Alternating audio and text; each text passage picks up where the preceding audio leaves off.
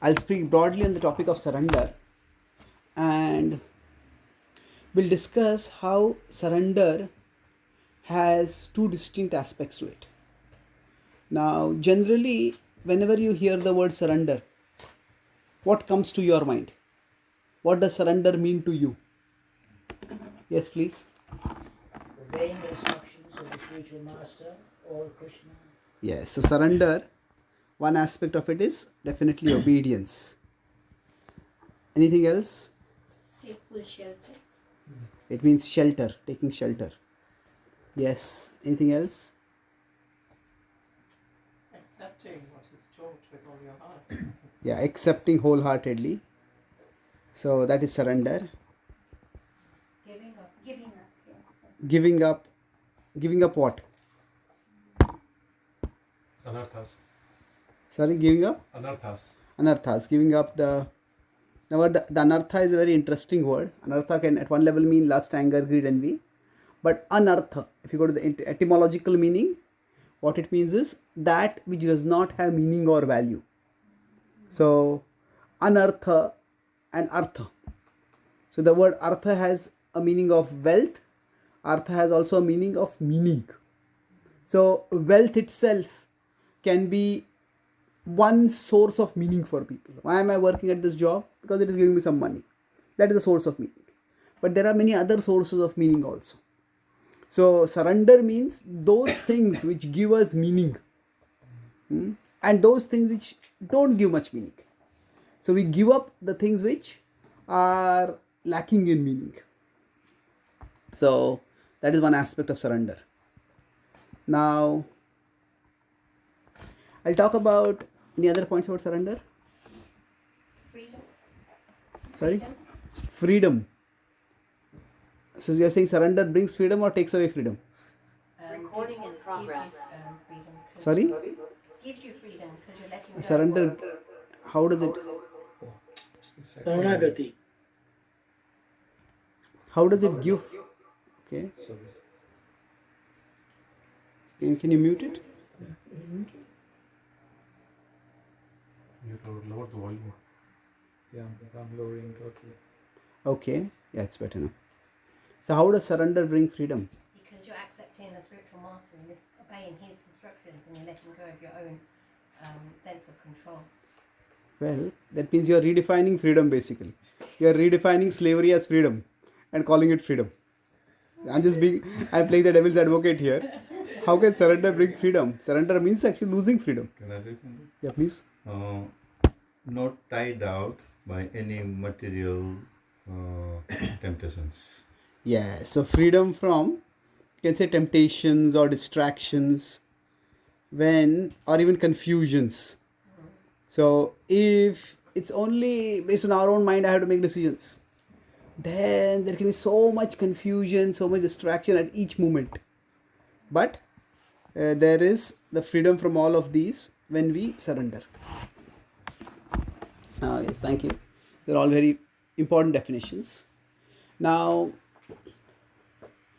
I'll talk about surrender by using a metaphor. The metaphor of a sick person. A person is sick and they need treatment. Now, in the Puranas, as quoted by our Goswamis, there are 6 elements of surrender. The 6 elements, does anyone know?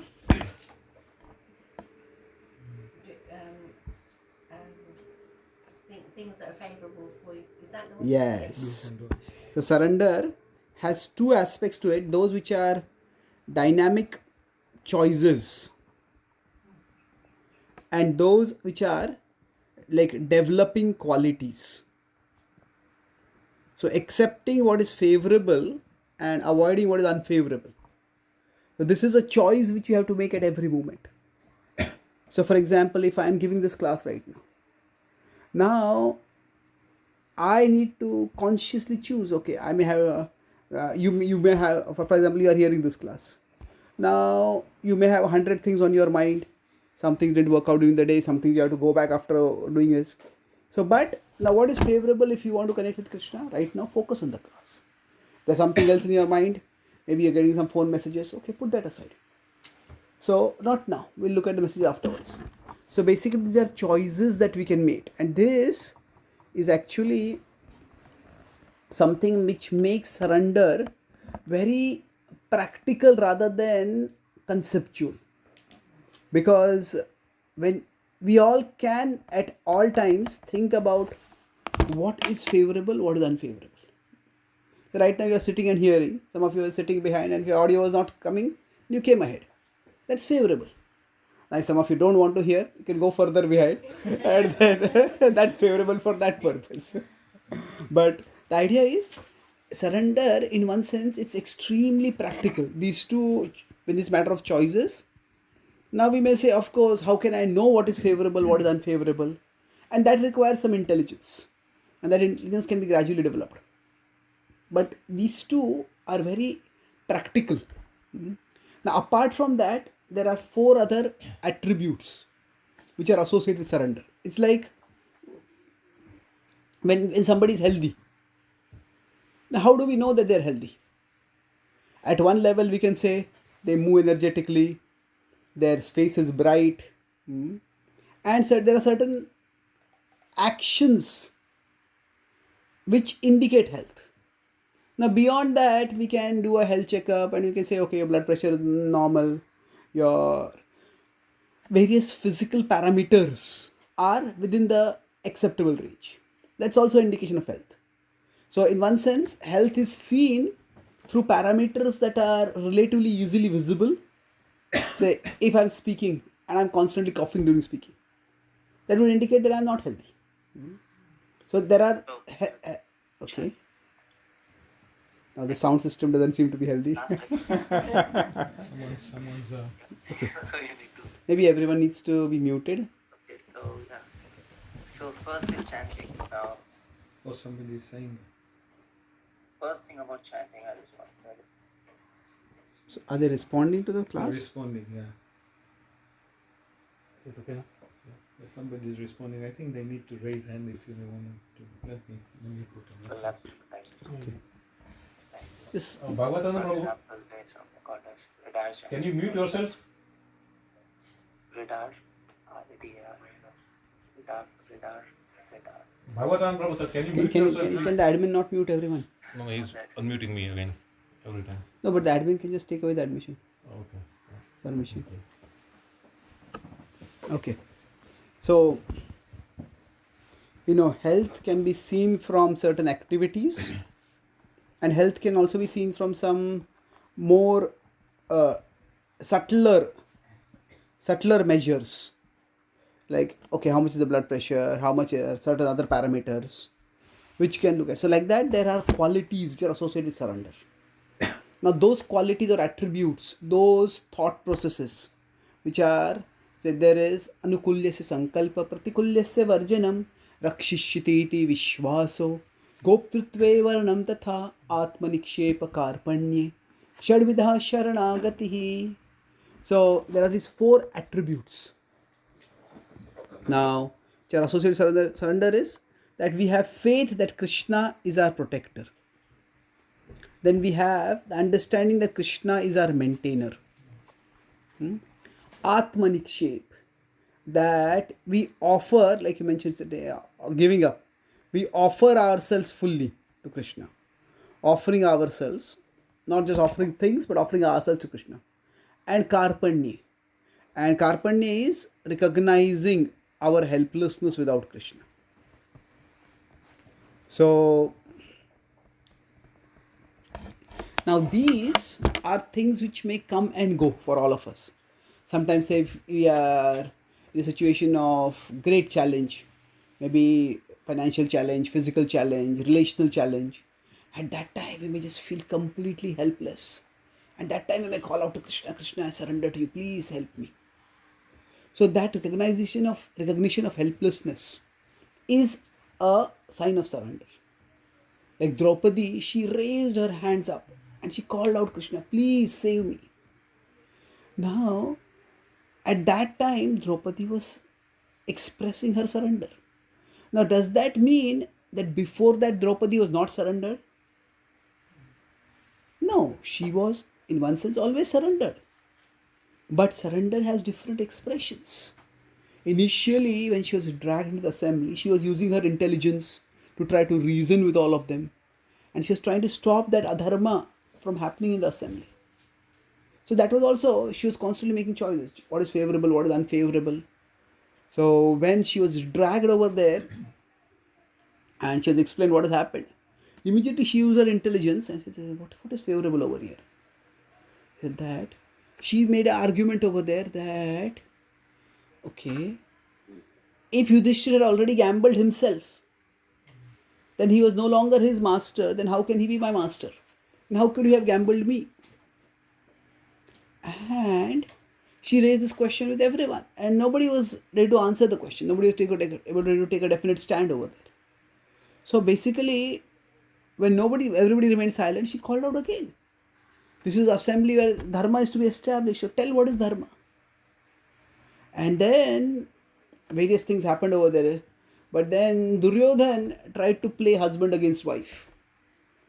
And he said, "Oh, Panchali, if you declare that your husband, who is Dharmaraj, committed adharma by gambling you after he had lost himself, then just make that declaration and I will cancel the result of the entire gambling. You will be free from all your obligations. You will have your wealth back." So now Duryodhan knew that the Pandavas' unity was their great strength. And he was constantly trying to break that. In fact, before this also, at one particular point when the gambling is going on and Dushasana is about to disrobe her at Draupadi, at that time Bhima becomes enraged. And Bhima turns towards Arjuna and says, "Arjuna, bring fire! I am going to burn the hands of this foolish Yudhishthir, who by his gambling subjected Draupadi to this terrible indignity." Now, Bhima is literally, like fumes are emanating from his eyes and ears and nose. He's so angry. Especially when he sees Draupadi's glances of reproach as she's being humiliated and paraded in front of everyone. He just can't control himself. Now here, Arjuna is caught in a dharma sankat. Now he obviously cannot obey Bhima. He doesn't want to. But Bhima in this mood is so angry that if he doesn't do it, Bhima will do it himself. So he has to diffuse the temperature. So devotees are daksha. Daksha means expert. So Arjuna is also, we may not necessarily consider it surrendered, but when we understand this anukulya sankalpa pratikulya varjanam, accept what is favorable, avoid what is unfavorable, then one has to use one's intelligence at all times to decide what is to be done. So Arjuna knows at this time when Bhima's anger is there. So emotion can very rarely be countered with reason. It can be, but when the emotion is a little mild, when the emotion is very strong, like somebody is very angry, at that time you try to talk logically with them. It doesn't really work, isn't it? Because the anger has taken over. At that time the focus should be just, we try to pacify them somehow, or maybe just avoid talking with them at that time. We all understand this. Sometimes we have to just blow out some steam. And then after that steam is blown, then we also get a better handle on our emotions. Then we can come and have a discussion. So generally when one emotion is very strong, at that time to try to use reason is not very reasonable. It may be reasonable from the other person's perspective, but from that person's perspective, it's not going to work. So Arjuna expertly triggers another emotion which is even stronger in Bhima. He says to Bhima, "Oh brother, why are you speaking words that are giving such immense pleasure to Duryodhan?"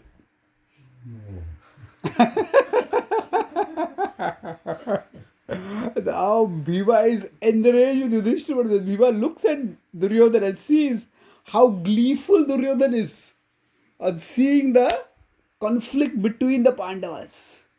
Bhima's anger immediately goes away, or rather, he gets a handle on his anger and he cools down. So, this is intelligence used by Arjuna, and this intelligence is also a form of surrender. So, now sometimes we say surrender our intelligence, that is true. Like I said, obedience, that is surrender. But sometimes, or most of the times in our life, we don't surrender our intelligence, we surrender with our intelligence. We use our buddhi to think out how I can act in a way that is favorable to Krishna. So, if you consider these two aspects of surrender, one is surrender our intelligence, second is surrender with our intelligence. Both are important. See, God has not given us intelligence so that we give it up. He has given it to us so that we use it properly. Just like our children, we may earn a lot of money and pass it on to our children. We don't do that so that they give up all the money. Rather, what we want is the money that you're inheriting, that you're getting, you learn to use it properly. So, the purpose of our intelligence, or even for that matter, the purpose of our independence, is not that Krishna wants us to give up our independence. Krishna wants us to give up the misuse of our independence. So sometimes the metaphor is used like, make me a puppet, O Lord. Prabhupada also says, nachao, nachao, Prabhu, nachao se mate. Kashtera putli jatha nachao se mate. Now that's definitely a very beautiful and apt metaphor about surrender, that we want to become like a puppet in the Lord's hands. At the same time, if we consider, a puppet has no love for the puppet master. So surrender is not just about obedience. Surrender is founded in love. So look, especially surrender, which is a part of bhakti. Like a doctor may tell a patient, about 25 years ago, about 21, 22 years ago, I had got severe TB. And I had almost 1.5 years. I was sick, and finally we found it was severe TB. So I was admitted in the hospital, and the doctor was a devotee. He said, now till now you have been preaching Bhagavad Gita, now you have to follow Bhagavad Gita. I said, what do you mean? He laughed and said, Sarva dharman parityajya mam ekam sharanam vraja. He said that, you have to forget all about your sadhana and strictness and this and that. Now you just have to take care of your health, and you have to do what I tell you to do. So, now somebody may surrender to a doctor also. But will there be any love in that surrender? No, it's just a functional requirement. So, surrender can be many different occasions. If you can see, I can talk about 4 different kinds of emotions with which surrender might be there. One is, we can start from the most negative to the most positive. So, surrender that the Bhagavad Gita wants, the most negative surrender will be out of frustration, or you can say out of resentment. Like, one army has been totally defeated by the other army. They have no hope of winning, and still they have no desire of losing. But because there is no option, then they agree. So like when America dropped the atom bombs on Japan. Now, historians are of different opinions, but many historians say that Japan was likely to surrender, ready to surrender. But when the second atom bomb was dropped, at that time, it was unconditional surrender. Because they will destroy us otherwise. So they didn't want to surrender, but it was just surrender because there is no option. So you could say that is the most negative form of surrender. And this kind of surrender does not bring love in any way. It neither expresses love, nor does it lead to the development of love. So express means I already have love, and that love is being expressed, or it enables the experience of love. None of these happen. Now, sometimes you may surrender like that also, but that is not a very helpful form of surrender, not a very sustainable form of surrender, I would say. This is the most negative form of surrender, where we surrender because we just, it's almost like you hate the other person, but the other person is too strong. So what can we do? So now above that is a surrender because of helplessness. Now there's a difference between resentfulness and helplessness rather. So helplessness means what? That, okay, nothing else is working, so I'll go towards God. So, like somebody has a lot of faith in mainstream allopathy, and they have absolutely no faith in, say, astrology. But they've tried allopathy, they've tried this, they've tried that, nothing works, then they go to astrologer. Or they may try some naturopathy or this or that. Now, it's not that they hate it. See, in a military context, in resentfulness, there is hate. I don't like this person, but what can I do? I have to surrender.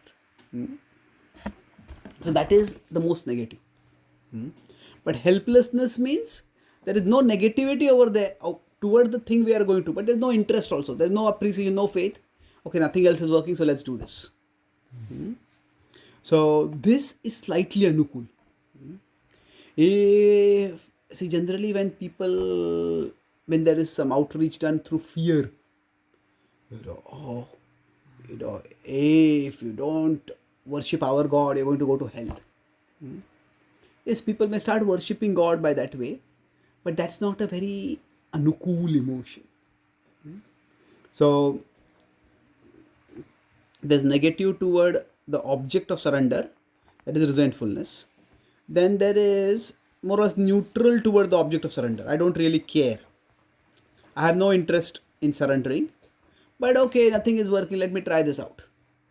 I once saw a title of a seminar by one self-help guru in India. The title was, "Why not try God?" It's like you tried this, tried that, let's try God also. There was one insurance company, its advertisement was that, if you are not insured with us, it's time to say your prayers. So the idea is that here, okay, nothing else is working, then go towards God. Now beyond that is surrender out of intelligence. Okay, not that nothing else is working, so let me try this out. Yeah, this will work. I have understood how this works, and therefore I will do this. So when we use our buddhi, so for example, if we go to a doctor and we understand how that particular process works, and then, okay, now we were taking some treatment that they say the condition is worsening, the doctor says we have to do surgery. Now, surgery is literally an act of surrender, isn't it? We are entrusting our body to that person to actually cut it open. If you think about it, it's a serious level of surrender. And in fact, when we surrender also, the doctor doesn't guarantee you will recover. Doctor asks us to give a guarantee. You will not sue me if you don't recover. Isn't it? There's a disclaimer we have to sign. I'm aware of the danger of this. Of course, there can be malpractice or negligence which can be sued. But there is just the routine medical process in which some danger is there. But we accept that. So when we surrender with our intelligence, that is far better. So in the Bhagavad Gita, if we consider, now there is no resentfulness. The surrender comes many places in the Bhagavad Gita, but primarily it comes at 3 levels. One is in 2.7. When Arjuna says, Karpanya dosho pahata svabhava pruchhami tvam dharma sammudha chetaha yashreyasya nishitam bruhi tanme shishyaste ham shadhi mam tvam prapannam. I'm surrendering to you. Now this surrender, if you see, how is it coming out? It is at the level of helplessness. I just don't know what to do. Nahi prapashyami mama panudyat yachokamuchoshanamindriyanam. He says, nothing else is going to work for me. This 2.7, the verse which comes before and the verse which comes after. Both of these indicate the overall mood of the surrender. What comes after that is, he is saying that success will be of no value to me. For a Kshatriya, gaining victory or sovereignty over this world or gaining the heaven, that's considered the ultimate success. It's like if India is playing the cricket World Cup, the greatest success is, say, winning the World Cup. But say if the Indian captain says, winning the World Cup, what is the use of it? And it's not going to remove the emptiness from my heart. So that which is considered a topmost success, Arjuna says, is of no use to me. And then before that he says, I just don't know what is right, what is wrong. Na chaitadvit mahakataran no gariyo yadva jayema yadima jayeyu yane vahatva na jiji vishamas te avastitah pramukhe dharta rashtra. I just don't know what to do. So here that surrender is out of helplessness. I just don't know. There's no resentfulness over there towards Krishna. Maybe there is some resentfulness toward the situation.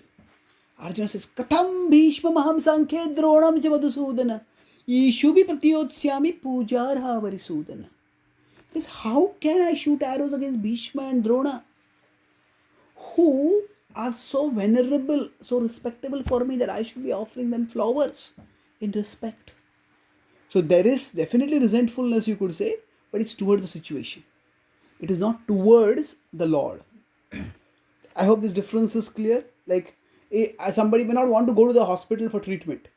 They may resent having to go to the hospital, but they have no resentment towards the doctor. On the other hand, if we have to surrender to an enemy, then there is not just resentment towards the situation, there is resentment toward the person also whom we want to surrender towards. So we are going to a doctor, not because when we are going to the doctor there is some negative emotion. That's not because we dislike the doctor, but we just don't like the situation we are. So this is the first level of surrender. You could say this surrender is more or less in tamoguna or rajoguna. There is some gain sought over here. Now in the next place where surrender comes in 7:14 in the Gita, which is well known verse, Daivi yesha gunamai mama maya duratyaya mameva ye prapadyante maya metam tarantite. Prapadyante, Krishna is actually here giving us a call based on buddhi. That understand this Maya is extremely dangerous, it cannot be overcome. Or it's very difficult to overcome, but you can overcome it by surrendering to me. So here surrender is being talked about at the level of buddhi. So it's like a doctor tells you, this disease is very, very difficult to cure, but if you take this treatment, it will be cured. So here there is an appeal to the intelligence. And this is definitely much better than when it comes through resentment or helplessness. So at the level of intelligence, we see, okay, this is the benefit of doing this is the harm of not doing this, and therefore I will do this. And generally speaking, when these first two elements are talked about, anukullesya sankalpa pratikullesya varjana, that is mostly at the level of buddhi. See, we are all constantly choosing what is favorable and what is unfavorable. But we may not be choosing favorable, unfavorable based on Krishna as the object. We may be choosing based on, okay, this is comfortable for my body, this is uncomfortable for my body. This is pleasant for my mind, this is unpleasant for my mind. This is convenient to do, this is inconvenient to do. We are constantly choosing favorable and unfavorable. But we choose based on considerations other than Krishna. So when does it become surrender? When our consideration is Krishna. Is it going to take me closer to Krishna? Is it going to take me away from Krishna? So here intelligence is used. So for example, if we are working in a company and then we have a boss. Now we want to go closer to the boss so that our influence, our career, our salary, all that will grow. So every time we have something to do, we may evaluate. Oh, this is going to take me, this is going to please the boss, this is going to take me closer to the boss, Or is this a side project with the boss has no interest and I get caught in it, I'll go away from here. So we're using the intelligence. Now, here there is no, it's unlikely that the person has any love for the boss. Most people don't love their boss unless they want to marry the boss and become wealthy. That's a different situation. But for most people, it's still, they want to come to, it's more based on buddhi. You could say the buddhi is associated with the desire for fame, desire for power, desire for money, whatever it is. But there is some buddhi involved over there. Now, about this. So, last or the culminating level of surrender is in the last concluding verse of the Gita, the Charam Shlok of the Gita. That is, Sarvadharman Parityajya Mamekam Sharanam Vraja Aham Tvam Sarva Papebhyo Mokshayishyami Ma Shuchaha. This is 1866. It is considered the crest jewel verse of the Bhagavad Gita by Ramanacharya. And he says, or in this verse, Krishna is actually talking about surrender based on love. He has opened his heart in the previous verses. And he has said, Arjuna, I love you so much. Sarva guhyatamam bhuya shrunu me paramam vachaha ishtosi me drudhamiti tato vakshami te hitam. So, in this verse 1864, there are 6 intensifiers. Intensifiers are words which intensify the point being made. Like somebody said, this is important. This is very important. This is very, very, very important. Well, okay, some people like, this is very, very, very, very, very, very important. Well, you can understand that this is important, but the use of too much very shows that your vocabulary is not very good. Isn't it? Just using the same word again and again, sometimes it is emphatic, but too much doesn't work really very well. So, some people may use different words. Sometimes among teenagers, the word awesome is very common. Oh, the party was awesome, the place is awesome, the college is awesome, the food is awesome. What is not awesome is your vocabulary. Or sometimes among devotee circles we use the word ecstatic. Oh, the kirtan is ecstatic, the deities are ecstatic, the temple is ecstatic, the devotees are ecstatic. Well, only the vocabulary is static. Is it?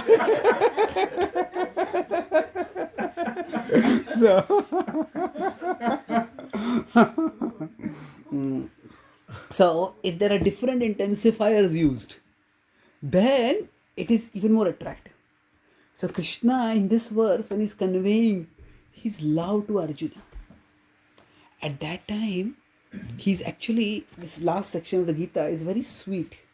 Before this, 1864, that's 1863. In 1863, Arjuna is now being told by Krishna in almost like a detached, dispassionate way. He's telling Vimrishya itadashe shena yathechasi tatha kuru. Now you deliberate and do as you desire. So this is like a doctor telling a patient, okay, now your child has this serious cancer. These are the options for you. You can go for chemotherapy, you can go for radiotherapy, you can take some tablets, you can do some experimental medicine, experimental treatment. The option. Now the pros and cons of all the options are explained and the doctor is telling the patient, now you do as you desire. So this is spoken with almost a little bit of detachment. Krishna is like in the mood of a detached educator over here. After this verse, Arjuna goes deep into thought. And Arjuna starts thinking, what is actually happening over here? Or what does Krishna want me to do? So our Acharya, the Vishwanath Thakur, they are able to see what are the thoughts going on in the hearts of the characters. He says, okay, Krishna has told me to do whatever I desire, but I want to know what Krishna desires. So, at this point, then Krishna opens his heart. So Arjuna is thinking that Krishna said this in the 3rd chapter, Krishna said this in the 6th chapter, Krishna said this in the 9th chapter, Krishna said that in the 15th chapter. What does Krishna really want me to do? Now, of course, Arjuna doesn't think 3rd, 6th, 9th, 15th chapters like that. Because when the Gita is spoken, it is a natural conversation. Krishna is not saying Ataha Dvitiyo Adhyaya Ataha Tritiyo Adhyaya. It is natural conversation. Vyasdev, when he put it in the written form in the Mahabharata, at that time the chapters came up. But the thing is that at this particular time, Arjuna is very deeply concerned. What does Krishna want me to do? What is Krishna's desire? See, sometimes two people who are very close to each other, just by their glances, they can convey so much. Sometimes two people are not close to each other, even by screams, they can't convey anything. So, because Arjuna and Krishna are very close to each other already, so Arjuna's heart is opened. He wants, what do you want me to do, Krishna? So, going back to the medical metaphor, it's like this: a patient asks the doctor, say, Doctor, if it were your child who had this cancer, what would you do? Then at that time, the doctor is no longer giving this professional advice. The whole discussion goes to a much more personal level. So there, Krishna in 1864 is moving from the mood of a dispassionate educator to the mood of an impassioned lover. He's filled with love. So 64, 65 are in one sense, even 66 to some part, they are expressions of Krishna's love for Arjuna. And then surrender from Arjuna's side is an invitation for Krishna to reciprocate with that love, to enter into that universe of love. So in 64, what does he say? I mentioned there are many intensifiers. Sarva guhyatamam. Among everything that I have spoken, this is the most confidential. Bhuyaha. I am speaking this again. I spoken this earlier, but in case it was lost, I am speaking it again. Shrunu me paramam vachaha. This is not just the most confidential, this is the most important, this is the highest knowledge. Ishtosi me. You are dear to me. You are dear to me always. You are dear to me is itself very important. But then next he says, Drudham iti. That means, one way of rendering this is, I not only love you, I am determined to love you. See, love can just be emotion. I love you today, tomorrow, I don't love you. That's possible. But Krishna is saying, Ishto sime drudamiti. I am determined to love you. We are often determined to forget Krishna. But Krishna is determined to love us. Earlier, in the 9th chapter, Krishna has said, 9:14, that we should worship him with determination. Satatam kirtayanto mam yatantascha drudavrataha. We should worship him with determination. But now, here Krishna is telling that I am not expecting from you anything in this relationship that I am not ready to bring myself into that relationship. Like sometimes a person expects a lot of commitment from our side, but the person does not give any commitment. Then that's not a very satisfactory relationship. The boss says that, okay, you should be answering my phone call at any time. You should be at my beck and call. But the boss says, I will give you no job security. At any moment, if I want, without notice, I'll fire you. Well, you want my commitment, but you are not giving any commitment. Then it's not a very satisfactory relationship. Krishna is saying, you should be determined, but I am also going to be determined. Ishto sime drudhamiti. So drudham is the 5th intensifier. And then tato vakshami te hitam. Therefore, I am speaking this for your benefit. So Krishna is saying, there's nothing in this for me personally. So what is being spoken is for your benefit. And then Krishna speaks the verse, Manmana bhav mad bhakto. But when he speaks this verse also, the same verse has been spoken before in 934. Now it's 1865. There's a shift in the emphasis. There it was, Manmana bhav mad bhakto madhyaji mam namaskuru mame vaishyasi yuktavaivam atmanam mat parayanaha. So 2.5 verses are the same. But the last part there is, in this way yuktavaivam. If you are engaged, atmanam mat parayanaha. If your entire being devoted to me, then you will come to me. But in 1865 he is saying, Manmana bhav mad bhakto madhyaji mam namaskuru mame vaishyasi satyam te pratijane priyosi me. Says, this is the truth I declare to you because because you are very dear to me. What is happening here? It's like a doctor telling the patient initially, if you do this, if you take these medicines on time, if you make sure that you are following the diet, if you're doing this exercise, you do this, then you will be cured. The onus of responsibility is being placed on the patient. But in 1865, the doctor really cares for the patient. The doctor says that if you just do this, then I guarantee you, I'm ready to proclaim publicly that you will be cured. So the onus is much more on Krishna now. This shows Krishna's love pouring out of his heart.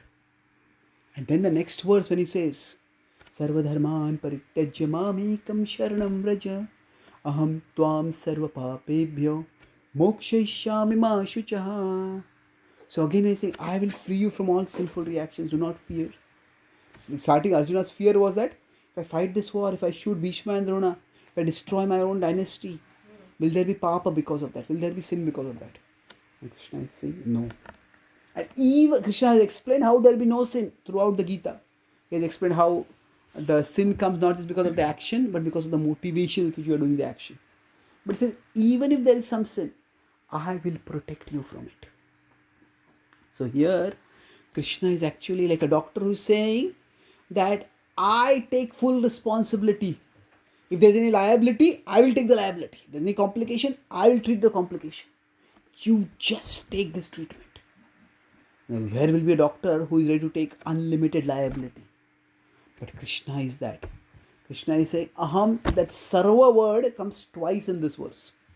First is sarva dharman parityajya. That means, like all other treatments that you may have heard about, just forget all of them. And sarva papebhyo mokshayishyami. All complications that may come, I will take care of them. So this is a overflowing of Krishna's love that is coming through these verses. And when this love comes, the result of that, or a component of that is, Krishna is saying, Arjuna, surrender to me. So, Mam Ekam Sharanam Raja. So this last level of surrender is a level of surrender coming out of love. Now, for us, we all, as we become purified, we will come to the level of love and will surrender with love. But before we come to that, we need to be surrendered at the level of buddhi.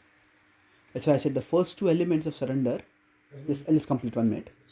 So, I'll just complete. Slightly louder, please, Prabhuji. Okay, You sorry. can't hear much. Okay. Slightly louder, please. Yeah. So, these last two levels of surrender. So, the first two elements of surrender. Anukulya sankalpa pratikulya varjanam. Accepting favorable, avoiding unfavorable. That is something which can be done at the level of buddhi. But having faith that Krishna will protect me, Krishna is maintaining me, that without Krishna I am nothing. Everything that I have, I want to give only to Krishna. These are not necessarily the emotions or dispositions that we can have constantly. They will become more and more as we become purified.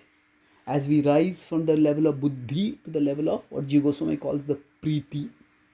So preeti is affection. It is natural love. So right now we are at the level of buddhi, or rather we practice bhakti at the level of buddhi. Occasionally preeti will come. Occasionally we will feel that strong affection for Krishna. And with time that affection will keep becoming stronger. But right now we start at the level of buddhi. So the surrender that every day, say when we are trying to study, we could be watching TV but we study Shastra. We could be gossiping but we try to discuss Krishna Katha. Every time we do something favorable instead of something unfavorable. Every day we could be resenting about the many things that are wrong in our life, but we consciously look at the things that are right in our life and express our gratitude to Krishna. This is the choice at the level of buddhi. And by that, each one of us will move closer to Krishna. And then the Sharanagati that comes out of love will naturally result. And that's the place where joy becomes a constant feature. It's like the patient has become healed. And once they are healed, then healthiness and happiness are very closely related. So similarly for us, when we become spiritually healthy, when we are naturally directed with love for Krishna, then surrender will bring what to talk about freedom and joy. That will come naturally. Right now, surrender may not seem like freedom. Surrender may seem to be like a regulation or even a restriction to our freedom. But the very thing that seems today to be a restriction will eventually be an expression not just of our freedom, but of our individuality, of our love, of our joy. So I'll conclude with one example of this two distinct ways in which surrender works. See, surrender initially seems to be like a depriver of freedom. Say, for example, somebody wants to learn music, or take anything. Somebody wants to learn cricket. Somebody wants to learn speaking or writing. First they have to be told, okay, in cricket, you hit the ball like this. You cannot hit the ball after the ball has gone to the keeper. After you hit the ball once and the ball is going to filter, you cannot hit the ball at that time.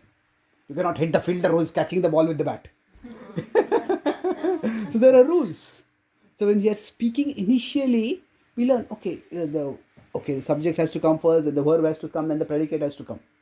So we learn the rules. And following the rules of language can seem quite exhausting. But once we learn the basic language, then there is so much freedom for expression. Then there is so much joy when we can creatively, artistically, articulately express ourselves. So the same rules of language which initially seem to constrain and restrict us, eventually those rules of language become the means by which we can express ourselves better and express ourselves in a way that the other person can connect with. And so there is that same dynamism within surrender. Initially we follow the rules, and initially surrender appears to be like a depriver of freedom. Okay, do this, don't do this. Do this, don't do this. And that's the expression of surrender. But afterwards, surrender becomes the bestower or the expressor of our freedom. We are able to express when we are freed from the distractions and the temptations and the confusions of the world.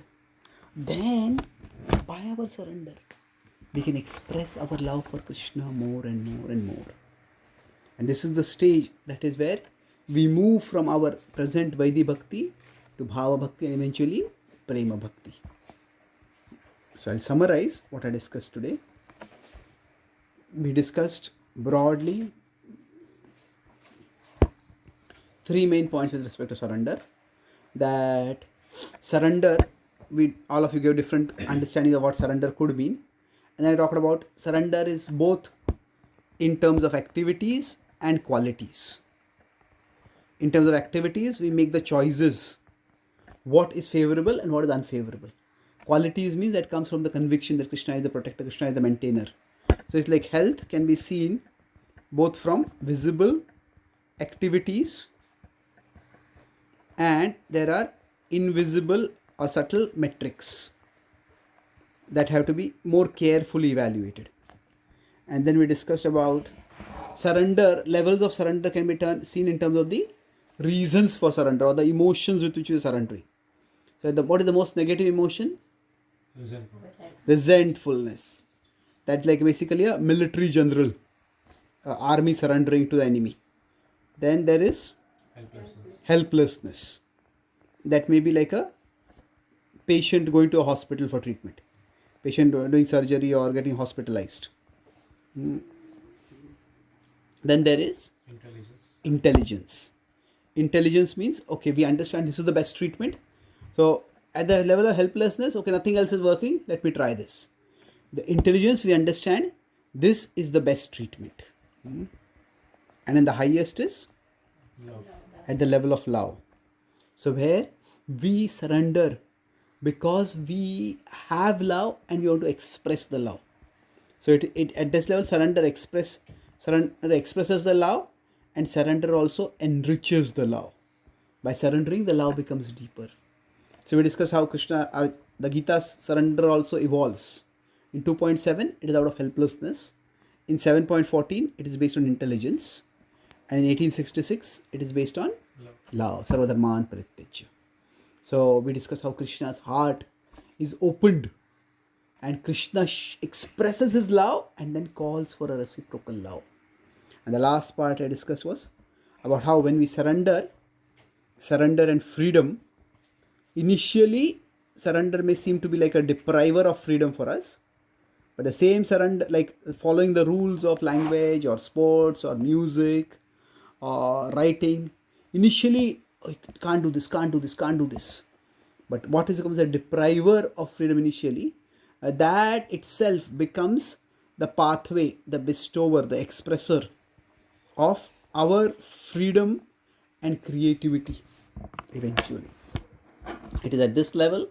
So when surrender seems to be a depriver of freedom, that is the time it is tapasya, it is austerity. But when it becomes the expressor of our freedom, then it just becomes joy. It becomes a celebration. Thank you very much. Hare Krishna. Are there any questions or comments? Can you get the books? Yes, please. Yeah, thank you Prabhu, for explaining principles of surrender so in a simplified manner. My question is maybe from Rajogun and Tamogun point of view, from that platform. So,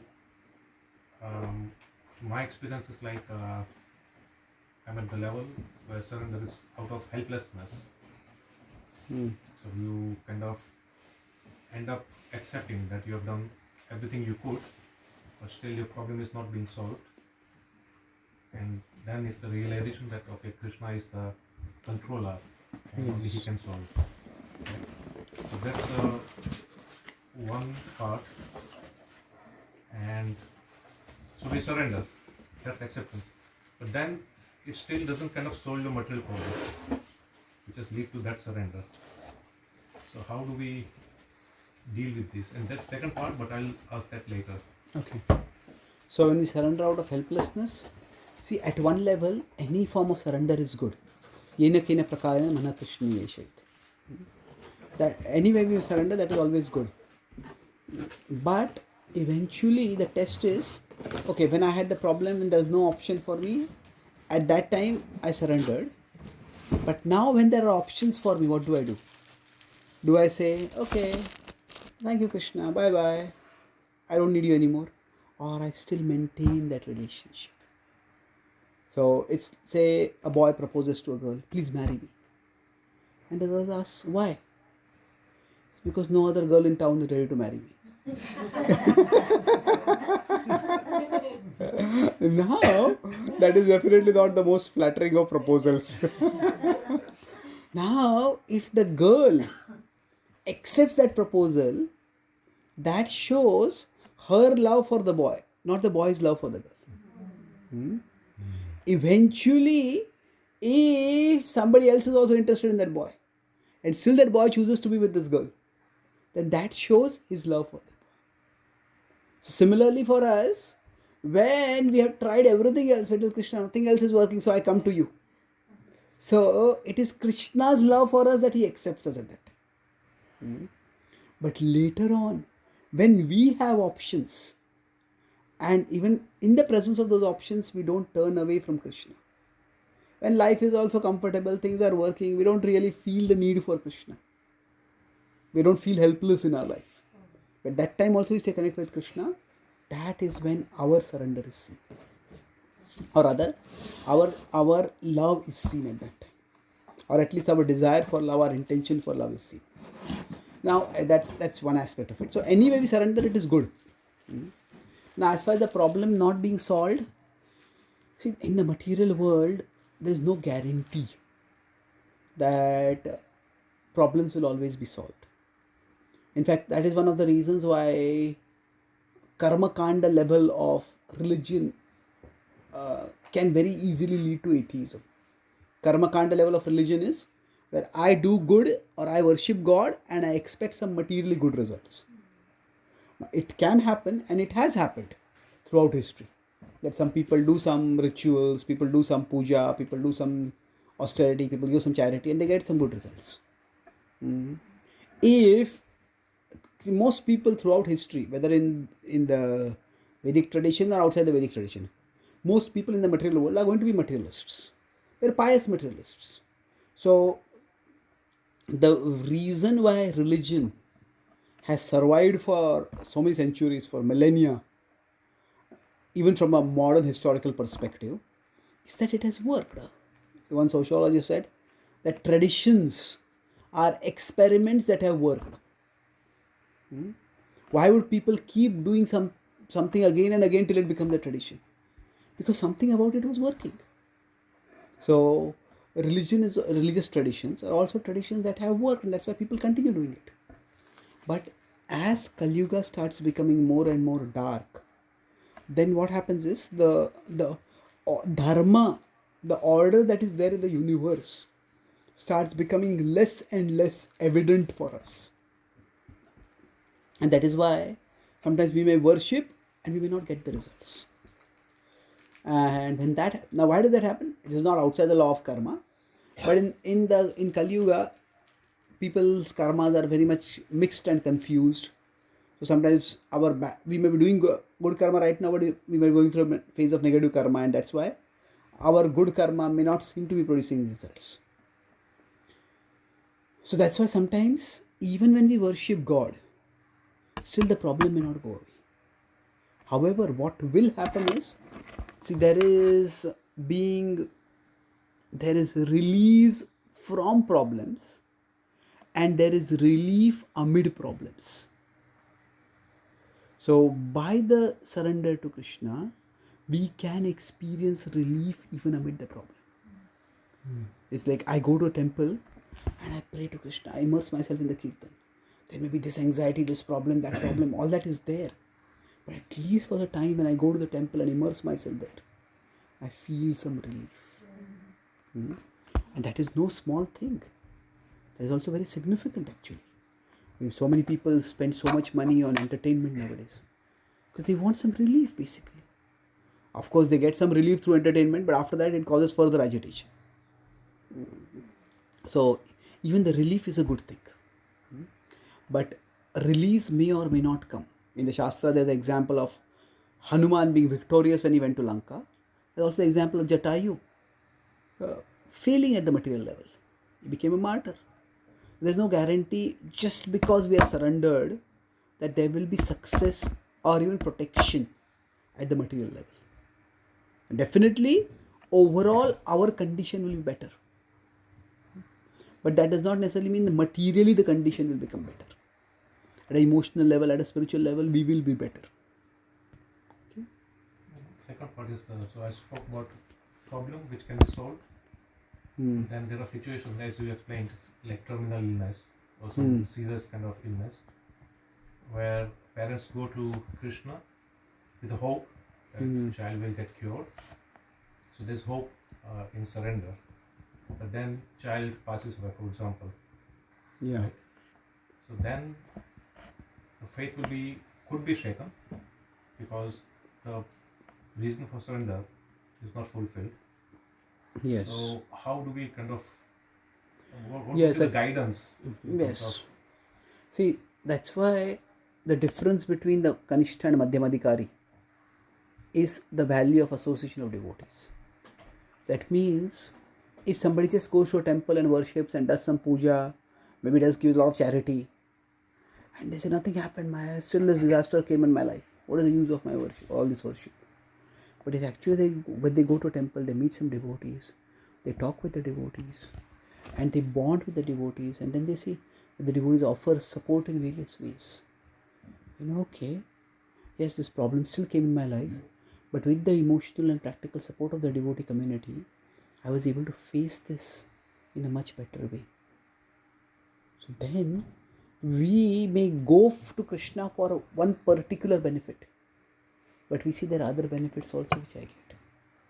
And that's what maintains the faith. So in general, we need to not just recommend particular practices.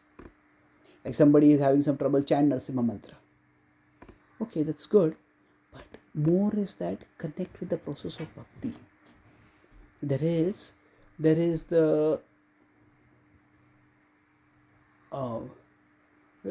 sometimes bhakti is reduced to certain rituals, and do these rituals, this problem will be solved. But bhakti is essentially about a relationship with Krishna, and that relationship with Krishna gives us many broader and deeper benefits apart from the relief from the specific problem. So to the extent that person's consciousness is expanded, and it generally happens through the association of devotees, through the understanding of philosophy, then they will see the other benefits also. And they will see the value of that relationship with Krishna independent of the relief from the immediate problem. Of course, if the relief comes, that's good. Now, but the problem is that if the faith is built because their prayers are answered, then what is happening is their consciousness is not rising beyond the material level. Their expectation will be, next time when I have problem, I'll pray and my problem will be solved. So how Krishna reciprocates with prayers is very difficult to say. But in general, there's no need to hesitate in telling others to pray to Krishna or to do some specific limb of bhakti, but also help them to see the point of a relationship with Krishna developed through the relationship with devotees. Okay? Thank you. Yes, Prabhu. I was just thinking what also you were saying. Like when I leave my house in the morning, I always chant Ishwar Nishad mantra, Ishavasya Vidam Sarvam. And then at that time, I decide myself that, in that slok, the God says, everything animate or inanimate is mine, I give it to you. So if in the daytime, whatever happens, God wish, then I think your problem gets solved. Because, like we do, he knows I do community. Many times we get insulted out there. God wish, everything is God wish. By the end of every time, the minute I step out of my house, I will not step out without chanting this mantra. Does that not help? It's helping me. That's beautiful. It's a good reflection to have that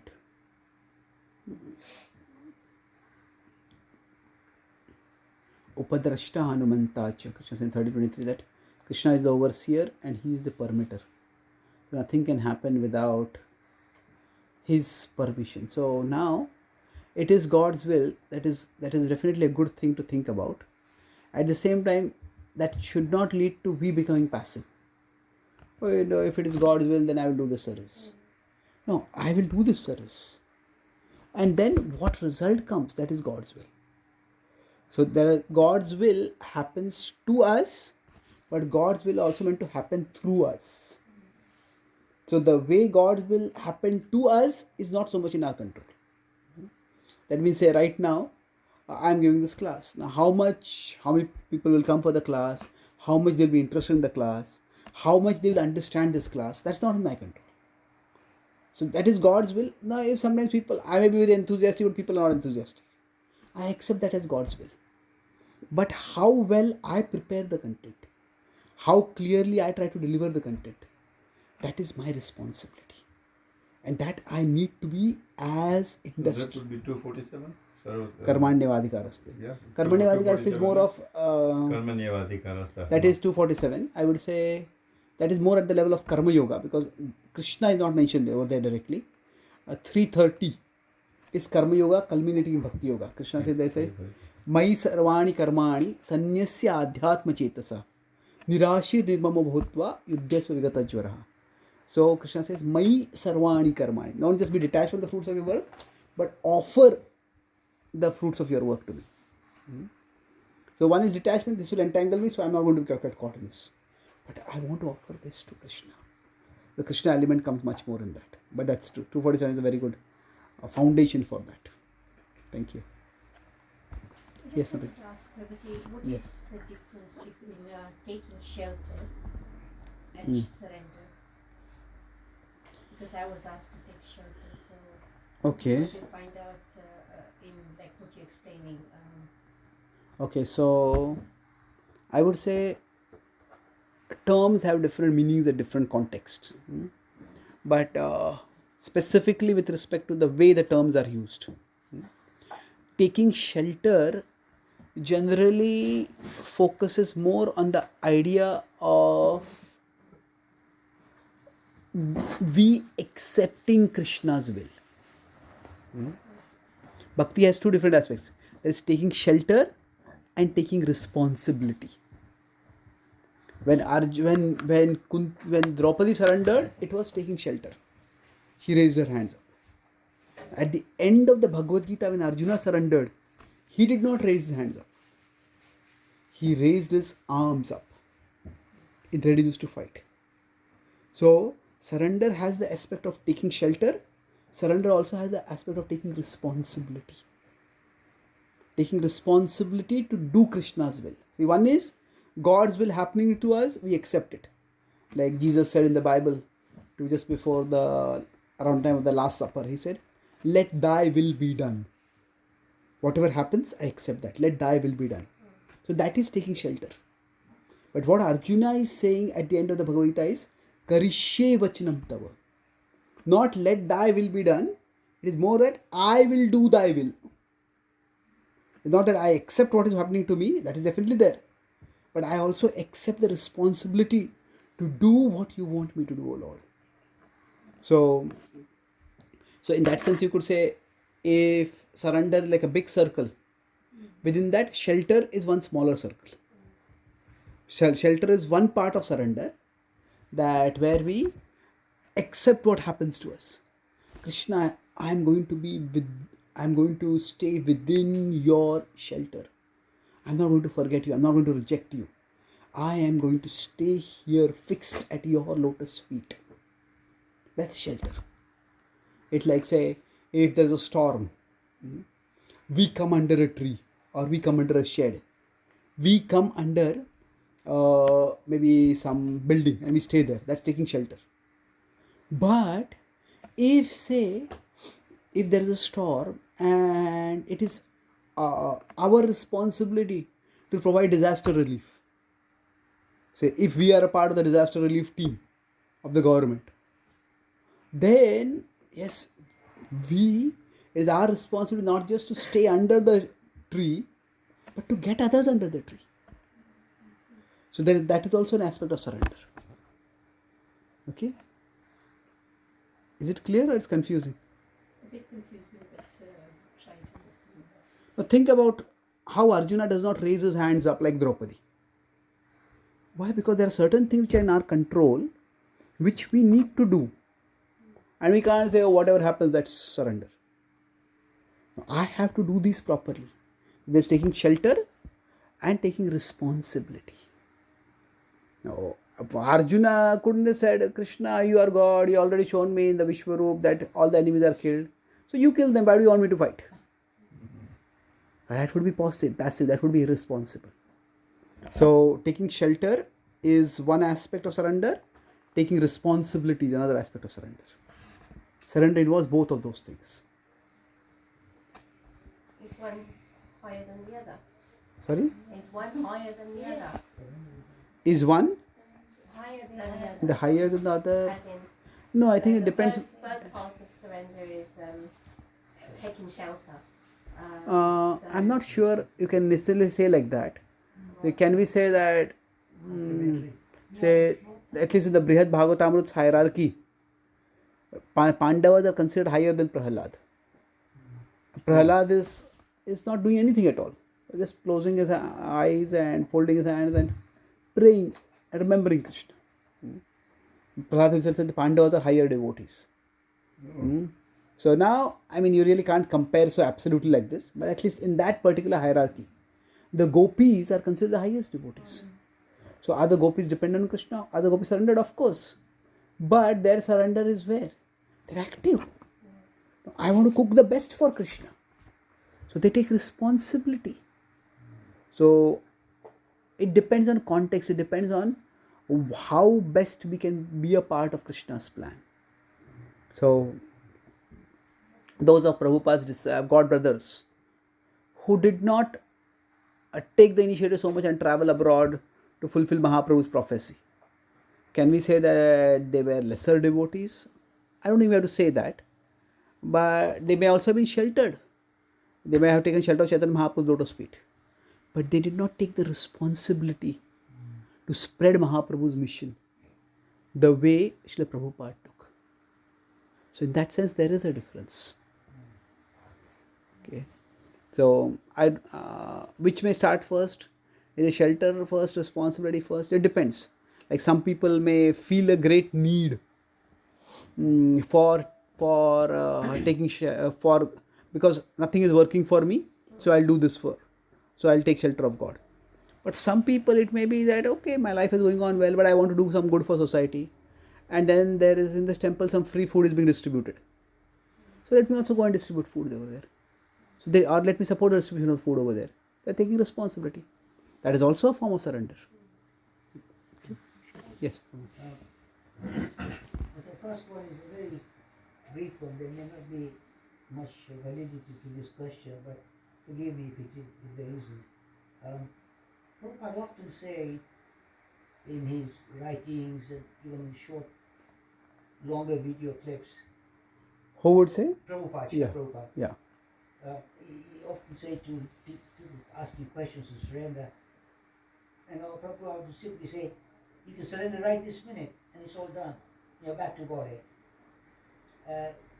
That seemed to me not very convincing. Perhaps is encouraging people to think of surrender in a systematic way, as you suggested, 6 processes, but to encourage them.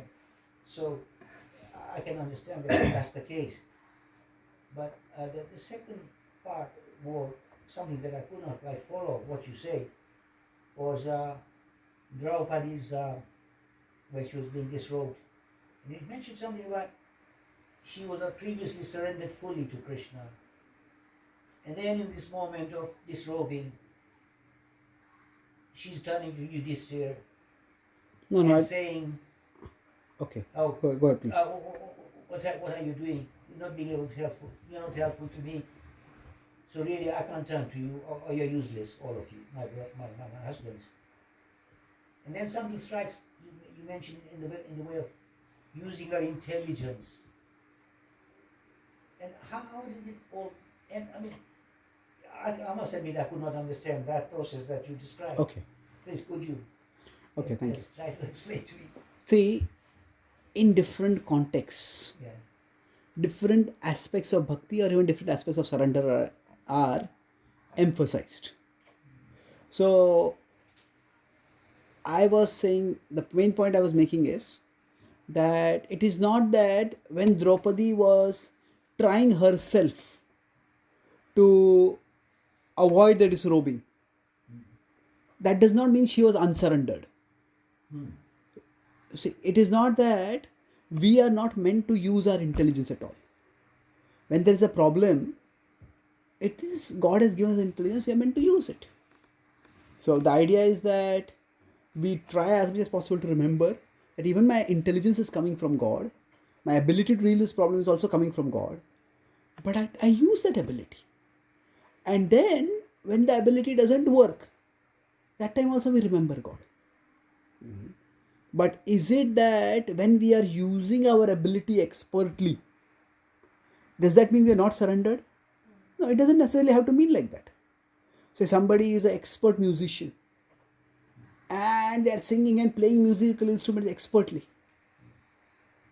They are focusing as much as possible on playing it as well as they can.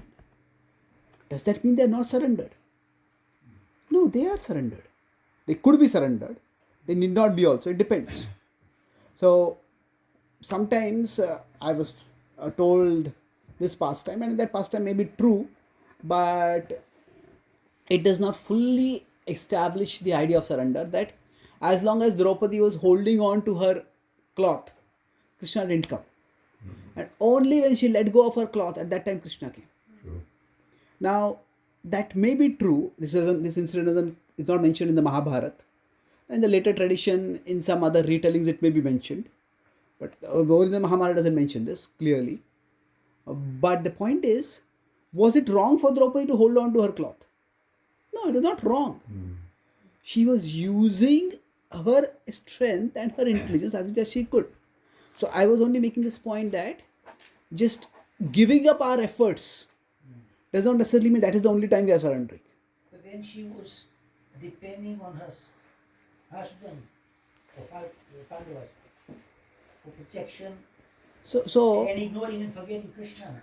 I don't know whether she was forgetting. I don't know whether she was forgetting Krishna. It could be that she could even see her husbands as devotees of Krishna, and they were not naturally turning towards them. So we don't have to reject normal human relationships. There are two extremes. That is, one is uh, reducing everything to human relationships, and then rejecting human relationship completely. Like say when a mother of a newborn baby offers her breast milk to the baby, it is certainly the mother's love for her baby. But is it only the mother's love for her baby? No, the mother didn't do anything special to manufacture milk in her breasts when the baby was born.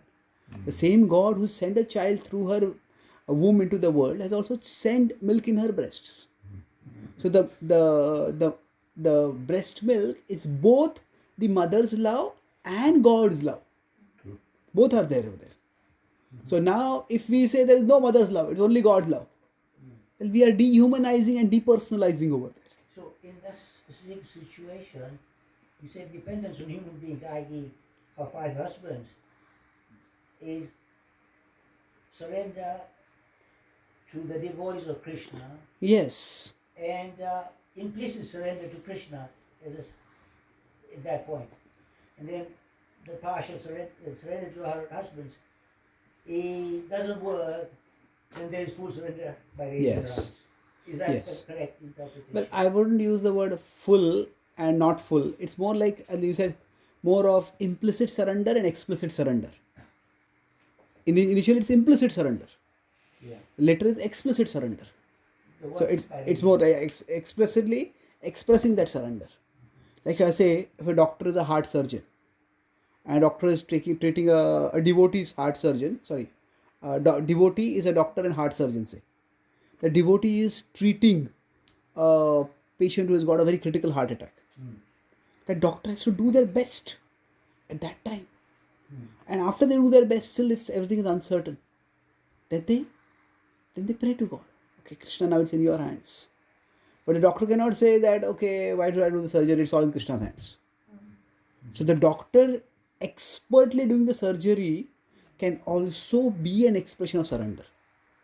So somehow why I was emphasizing this point is somehow the passive mode of surrender is considered, sometimes it alone is considered to be surrender, or sometimes it's considered to be a higher form of surrender.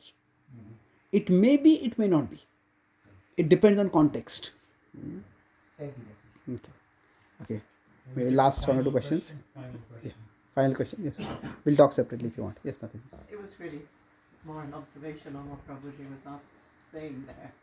That a devotee I knew from the temple many years ago, we had a similar kind of conversation, and he said to me, but you just have to remember that we are Krishna's servants, not that he is our servant. So we have to do our very best to begin with, and then, then we turn to him for help. But in the meantime, everything he has given us, we use it properly in his service. That's a beautiful point. In the Goswami stories, it's described that Raghunath Goswami was once so busy chanting on the banks of the Radhakunda, banks of the rivers, that a tiger came and attacked over there. A tiger came to the next to the water body to drink. And then Krishna is said to have come, and Krishna was holding a stick next to Raghunath Goswami and keeping the tiger away. And now he was so absorbed in chanting that he neither noticed the tiger nor noticed even Krishna. And he said, I'm a Goswami, I'm a renunciate, why do I need to have bhajan kutter also? But then one of the older Goswamis told him that, see, you come here to Vrindavan to serve Krishna. But because you're not building a bhajan kutir, so now Krishna has to serve you and protect you. So build a bhajan kutir for yourself. Yes, so if we remember that we are at a foundational level servants of Krishna, then things will move much more smoothly. Okay. So thank you very much. Srimad Bhagavad Gita ki jai. Srila Prabhupada ki jai. Gaur Bhakta Vrinda ki jai. Jai Gaur Premanande. Chaitanya Charan Prabhu ki Jai. Hare Krishna. Hare Krishna.